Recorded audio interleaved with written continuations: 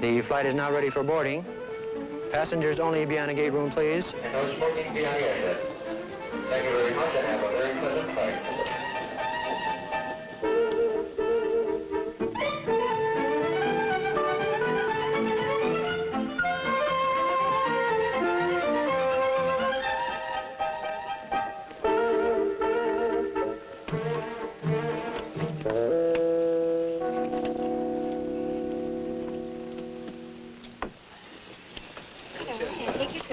Thank you.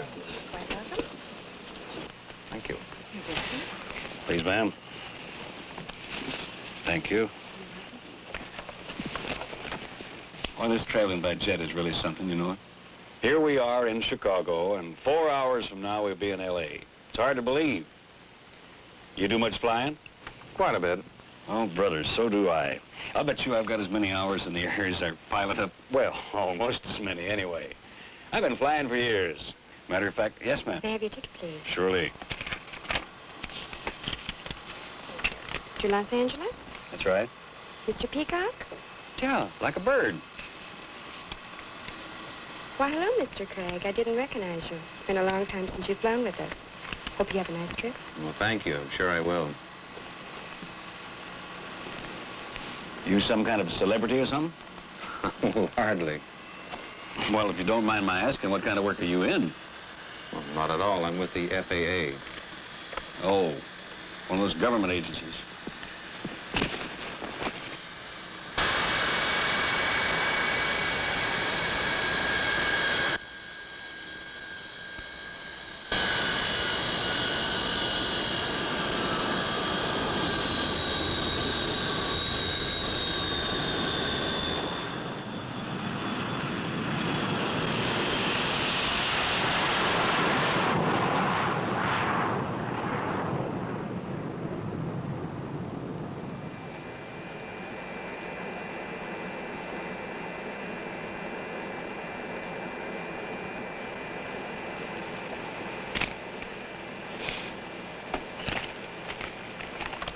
Oh, the FAA. You mean you're with the Federal Aviation Agency? That's right. Well, you must excuse me for being so stupid. With all the traveling by air that I do, you'd think I'd recognize those initials, FAA, anytime I hear them. Well, there are a lot of government agencies known by their initials. It's pretty confusing sometimes, even to those of us who work for the government. Yes, but FAA. For Pete's sake, I've sure read enough about you fellas. But there's one thing, I've never been able to figure out exactly what you do. Well, of course, you know, the FAA's basic job is to foster aviation. Yeah, sure. My own particular specialty is air traffic control. Oh, you work in one of those airport control towers. Well, I've spent some time in a tower, that's true, but that's only one part of air traffic control. With all the planes we have flying today, there has to be more to it than that. What do you mean? Well, consider that this plane we're on is just one of some 100,000 aircraft in the United States today. And about 5,000 of them are in the air with us right now. Right now? You know, it always makes me a little nervous when I see another plane in the air, but then I figure that the pilot up there sees him before I do and keep him out of the way. Well, of course, the pilot's always looking out for other aircraft, but he needs help because of the speeds planes travel today and because of bad weather. Our job is to keep him separated from other aircraft under our control and to help him in avoiding aircraft not under our control. Well, you mean fellows on the ground like you control these flights I take? A good many of them, yes. Of course, the pilot always makes the final decisions on the operation of his aircraft, like determining whether to take off or land, whether to operate on an instrument flight plan or conduct his flight in accordance with the C and B scene principle. During good weather, many pilots operate visually, on their own, without air traffic control assistance. But there are over 18,000 specialists working around the clock in facilities throughout the system to assist him on his way and help bring his flight in safely. 18,000 men. What do they all do? I want to warn you, you're getting me started on my favorite subject. Well, with all the flying I do, it could easily become my favorite subject too, so go ahead. All right. Well, let me start by explaining what makes up our air traffic control system. Now, first of all, the airspace in this country is divided into a number of geographical areas. Flights through each of them are controlled by an air route traffic control center. An air route traffic control center is a complex facility where many air traffic controllers work to control the flights of aircraft on instrument flight plans through their particular area. They keep track of all aircraft under their control, using radar wherever possible, and are in constant voice contact with them by radio. Chicago Center radar contact crossing Victor 429. ARTC centers control commercial aircraft, plus military aircraft, as well as many aircraft in the group we call general aviation. This includes all the other kinds of aircraft, private planes, business aircraft, and so forth.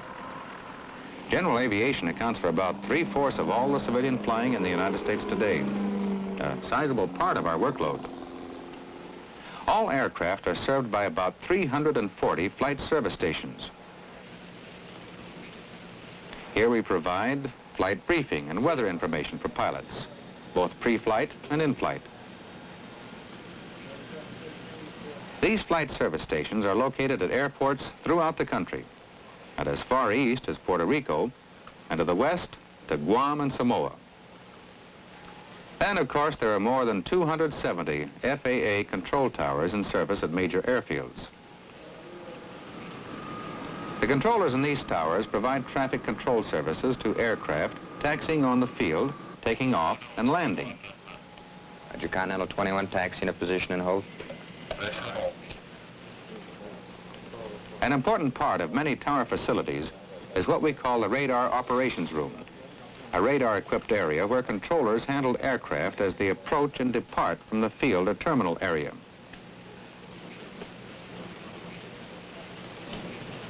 Code 3, code 04, roger.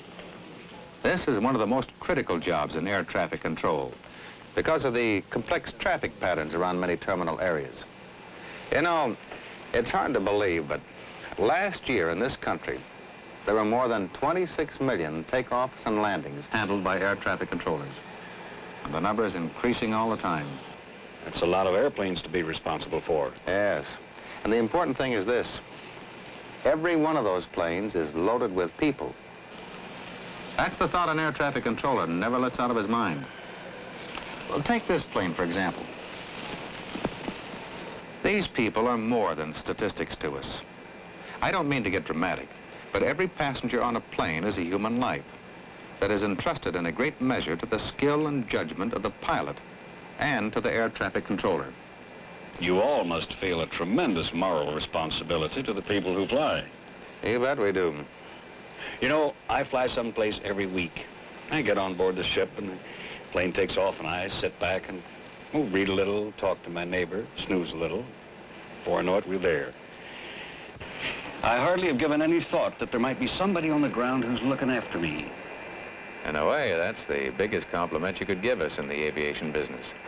Because our aim is to make sure that you and everyone else who flies travel with complete confidence. You know, it's just beginning to dawn on me that there's a lot more to a flight like this than meets the passenger's eye. Yes, this flight, for instance, actually began at least an hour before scheduled flight time. See, after the pilot studied the weather and other details, he filed his flight plan with the company's operations office. The clerk passed it on to the Chicago Air Route Traffic Control Center. The information was put on flight progress strips that indicate the flight number, route, altitude, and other important flight data. These strips were distributed to all controllers in the Chicago Center who would be controlling the flight. So the center controllers had their proposed flight details before the passengers were even on board. You mean all that happened before the plane even left the gate? That's right. Then, as soon as all of the passengers were on board and the flight crew had run through a pre-start checklist, the co-pilot contacted the O'Hare ground controller in the tower. O'Hare ground control, United 837, gate E5, taxi clearance, IFR, Los Angeles. Go ahead. In the tower, air traffic controllers manned different positions associated with the departure phase of the operation.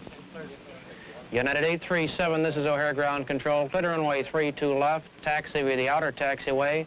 Wind 330 degrees at 12. Altimeter 29904, over. Roger, United 837. In addition, controllers in several other tower positions are concerned primarily with arriving aircraft. All these men are fully qualified to serve in each position, and they rotate every couple of hours. While we taxied out to the runway, a tower controller, known as the flight data man, contacted the departure controller in the Chicago Air Route Traffic Control Center for an instrument clearance for our flight. And requesting United 837 IFR Los Angeles. The controller in the center checked the flight strip for our flight to make certain there were no conflicts with other flights in the area. Then he gave the tower flight data man the clearance for our trip. United 837 Slant Bravo cleared to the Los Angeles airport by Victor 172, Victor 1508 Charlotte, Des Moines 068 radio to Des Moines, J60. Maintain 5,000 until Malta, then climb and maintain flight level 260, TS. A clearance delivery man working with the ground controller passed this clearance along with local departure instructions to our pilot while taxiing to the runway. Maintain 5,000 until Malta, then climb and maintain flight level 260. Climb to 2,700 on departure heading. Reply code 10, over. ATC clears United 837 to the Los Angeles airport. Victor 172, Victor 1508 Charlotte. Once the co-pilot repeated the clearance and the pilot had run through his pre-takeoff checklist, the co-pilot advised the local controller in the tower that we were ready for takeoff.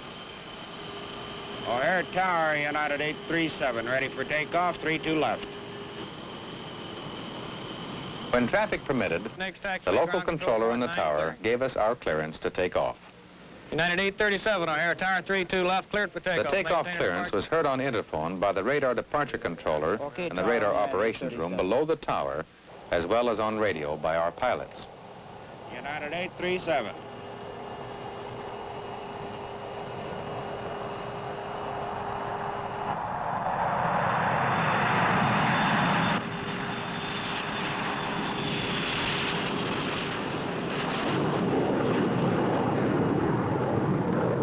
Once our flight was airborne and clear of traffic in the immediate area, the tower instructed our pilot to change to the frequency used by departure control in the radar operations room. O'Hare departure control, United 837, standing by your frequency. We had been observed on radar since takeoff. United 837, this is O'Hare departure control.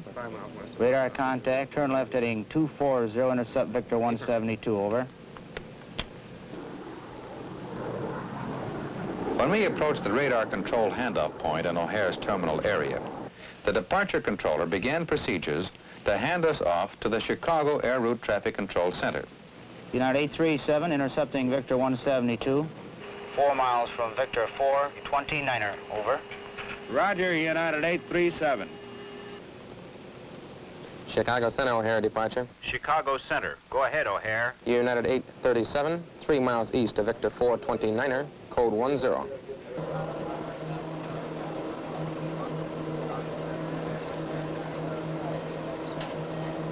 Radar contact, United 837, DG. United 837, contact Chicago Center. On 120.4 now, over. United 837, roger, 120.4. Good day. Chicago Center, United 837, your frequency. The air traffic controller in the center had flight strips of all aircraft under his control, including ours, which gave him a complete picture of his traffic. United 837, this is Chicago Center, radar contact, crossing Victor 429er. Roger, United 837. At this point, control of our flight was transferred from O'Hare to the Chicago Center. This is just the first of 5 centers that will control our flight to Los Angeles. From here, we will move into the Kansas City Center area, then Denver, then Salt Lake City, and finally Los Angeles. The route we are taking is clearly marked by electronic navigational aids known as VOR, or VORTAC facilities.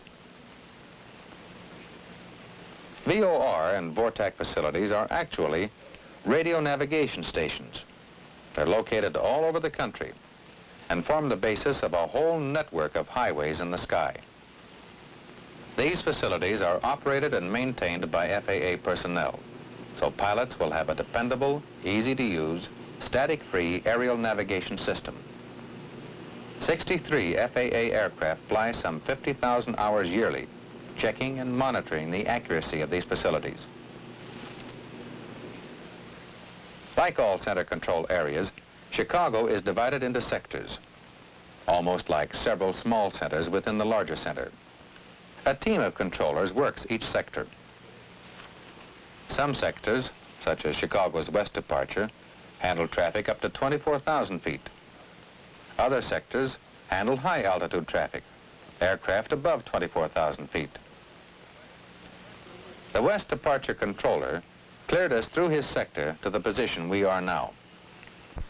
United 837, climb and maintain flight level 260, report leaving 15,000, over. United 837, roger, leaving 5,000 for flight level 260, report leaving 15,000. United 837, traffic, 10 o'clock, 15 miles, northwest bound. We don't have them, center. How about a radar vector? United 837, turn left heading at 220. Left to 220, United 837.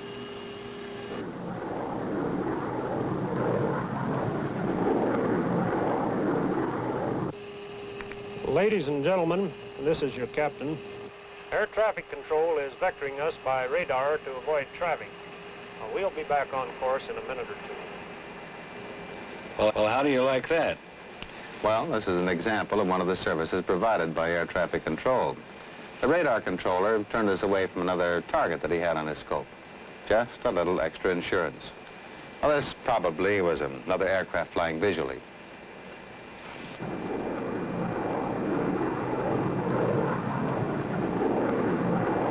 It looks like they're turning us back to course now. Yeah, I believe they are. You know, there's one thing that bothers me.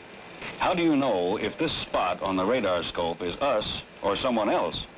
Well, there are several methods of identifying a radar target. If we're communicating with the aircraft, the simplest one is what we call a radar beacon. Normally, the target is seen on the controller's scope as a double slash. If for some reason identification must be verified, the controller asks the pilot to respond by pushing a button in the cockpit. If this is the aircraft, the target blooms. Now, there are other methods to identify aircraft, but this is the quickest. It all seems so simple. You wouldn't think so if you ever saw the inside of a control center. It's the most complex scene imaginable. Controllers everywhere, radar operating, voices calling, phones ringing, lights blinking. But to the air traffic controller, it all makes sense. For out of all the complexity comes an orderly and effective system of air traffic control.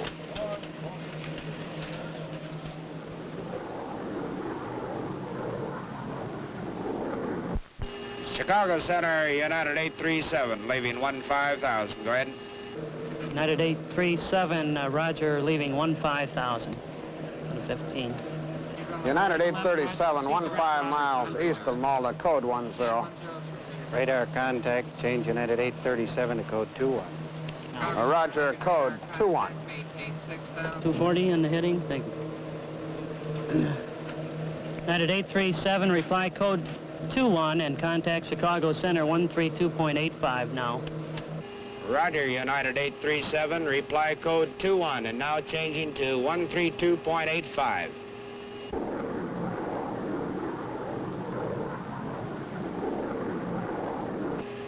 Chicago Center, United 837 on 132.85. Climbing to flight level 260, now leaving 16,000. Go ahead. United 837, this is Chicago Center. Radar contact, 12 miles east of Malta. Climb and maintain flight level 350. Report leaving flight level 240 and flight level 280. Over. United 837, roger. Climb and maintain flight. The Chicago High Altitude Controller controlled us right on up to our assigned flight level. That's the way it goes, 24 hours a day, 365 days a year. Planes inbound, planes outbound, planes going up and coming down, planes at 40,000 feet, planes at 4,000. He has to be able to visualize a three-dimensional area more than 5 miles high with local patterns, radio aids, minimum altitudes, departure routes, holding a mountain of material fixed in his brain for instant use. There's no time for hesitation with the speeds of today's aircraft. Decisions must be made quickly, and they must be made right. This is the way it is as our plane is handed from controller to controller, from center to center, all the way to Los Angeles.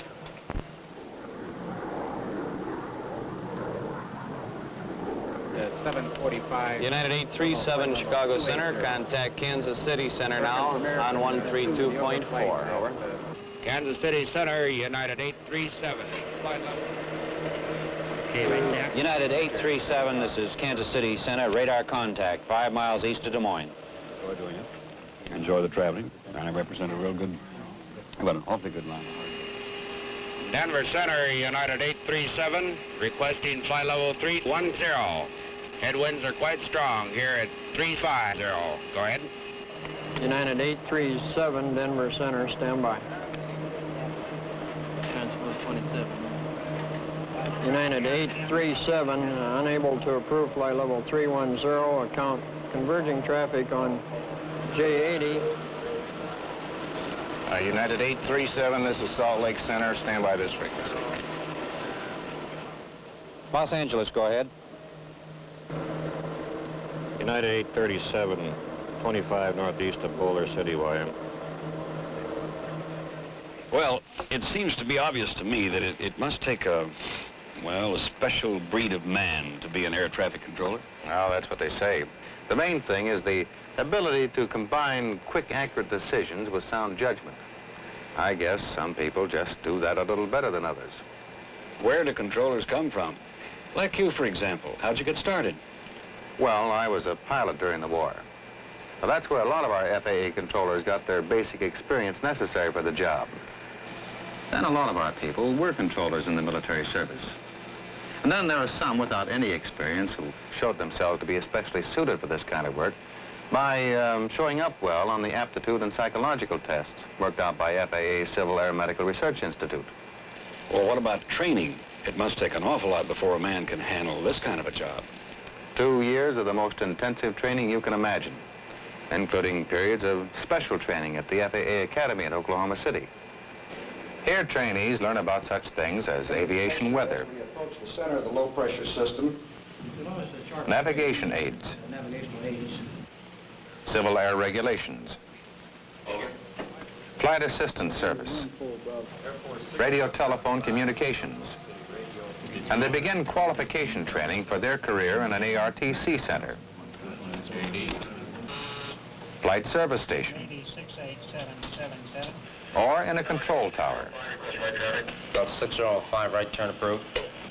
Transworld 55, cleared to land.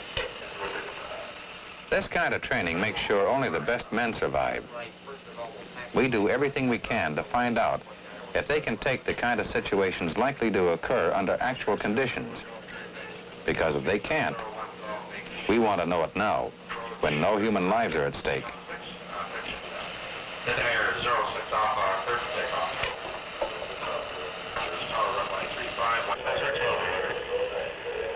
Send Gulfstream around. Gulfstream 701, the Gulf, go around. Stop the problem. You're using poor judgment at this time here. The men who handle it stay around. The others don't make the grade. Now, after a man gets his certificate from the academy, he goes into on-the-job training at either a control tower, or center, or flight service station. And it takes 2 years before he's a full-fledged controller. Just about. But even then, his training doesn't stop. Controllers are always getting advanced training in such things as radar and radio phraseology, and operating the new equipment that's constantly being developed to help us do our job. In fact, I'm on my way to Los Angeles now to help set up a new voice improvement training program. Ladies and gentlemen, this is the captain. We are now approaching the Los Angeles area, but we have been advised by the Los Angeles Control Center that low-level fog and smoke is causing inbound traffic delays, and we must hold at Downey before we can be cleared for our approach. In the meantime, will you check that your seatbelts are fastened, please? Well, now an announcement like that has a little more meaning for me. The Los Angeles Center Controller has directed us to circle until the controller in the radar operations room clears us for an approach to land. Huh? Is that right? That's right. Here, let me show you. Now, we're approaching Los Angeles at about 20,000 feet. Now, we're holding here over Downey. That's a radio facility on the ground. The pilot navigates in this pattern without radar assistance, since other aircraft at different altitudes in the same holding pattern make it impractical to follow any one aircraft on radar. When traffic permits, the center brings us down and control of our flight is transferred to approach control. After we leave Downey, the approach controller will pick us up on radar and guide us to the final approach course to the runway.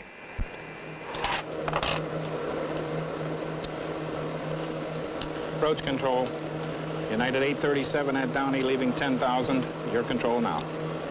Roger on United 837. United 837, contact Los Angeles Approach Control on 124.9er now. Over. United 837, changing. Los Angeles Approach Control, United 837, Downey, leaving 8,000. Go ahead. United 837, this is Los Angeles Approach Control, roger. Depart Downey, heading 275. Descend and maintain 3,000 for vector to the ILS final approach course. Weather, measured ceiling 500 overcast, visibility 2 miles, fog and smoke. Wind 260 degrees at 12. Altimeter 299er5, over. United 837, leaving 6,000, and we'll leave Downey heading 275.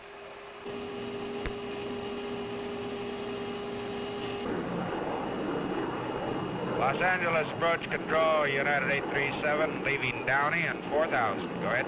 United 837, radar contact, descend to 2,000, 7 miles from the outer marker. Turn left heading 245, cleared for ILS 25 left approach. Radar advisories on localizer voice. Contact Los Angeles Tower on 118.9er now, over. United 837.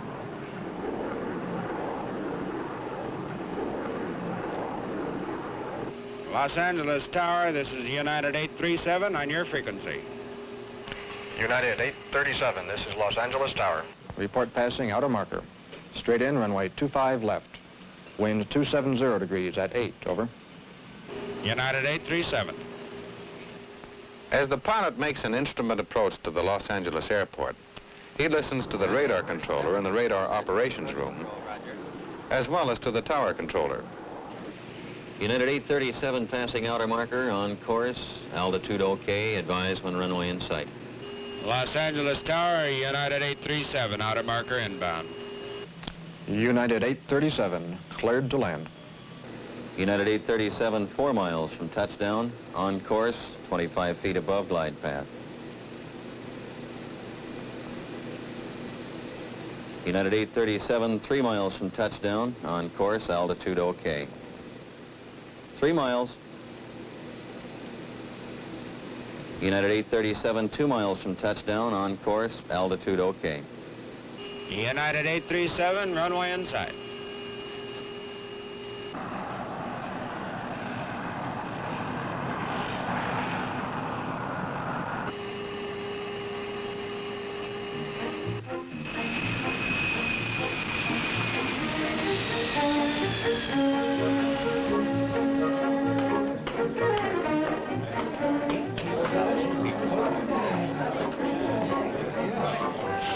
Well, I warned you not to get me started about air traffic control.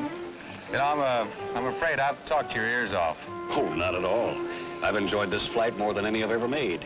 You know, getting behind the scenes and learning how all this happens. Let me say this, Mr. Craig. Speaking to all the air traffic controllers from all of us who fly, thanks for helping to get us there safely.